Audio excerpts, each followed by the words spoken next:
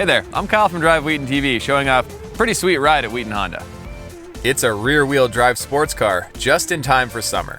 This 2015 BMW M4 has a great style with an athletic design, aggressive BMW front end, 19-inch wheels, and a quad exhaust.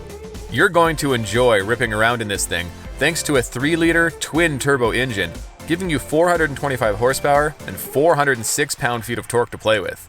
It's paired with a 7-speed double-clutch transmission with paddle-shift manual override. The adaptive M suspension can be adjusted for different driving situations, with Comfort, Sport, and Sport Plus modes. It also has M-developed electric power steering, which adjusts the steering based on speed for precise control and agility. It comes with keyless remote entry, a remote starter, push-button start, and heated side mirrors.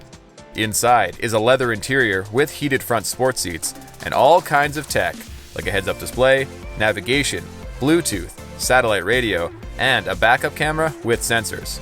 You also get advanced safety features like lane departure warning, frontal collision warning, and pedestrian protection.